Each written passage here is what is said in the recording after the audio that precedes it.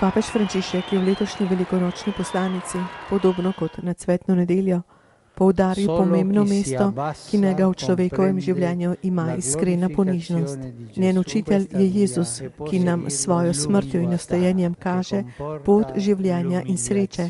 In ta pot je ponižnost, ki vključuje tudi ponižanje.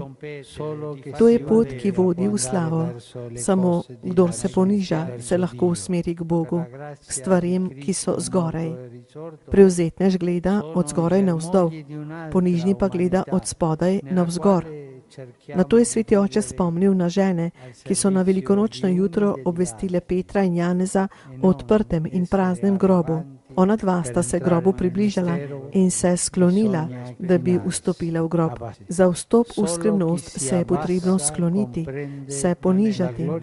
Samo tisti, ki se poniža, razume Jezusovo poveličanje in mu lahko sledi na njegovi poti.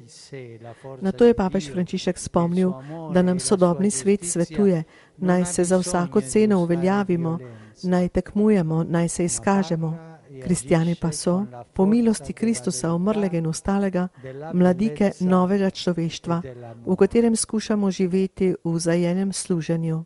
Poudaril je, to ni šibkost, ampak prava moč.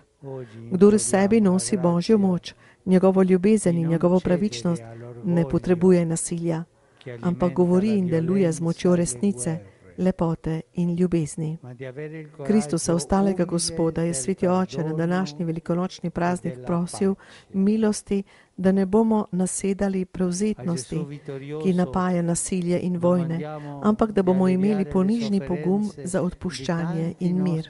Zmagovitega Jezusa naj prosimo za olajšanje trpljenja tolikih naših bratov, ki jih preganjajo zaradi vere vanj, ter za prebivalce Sirije in Iraka, svete dežele, za mir v Libiji, za Jemen, za Nigerijo, Sudan in Kongo, za Ukrajino, za ugrabljanje in za begunce.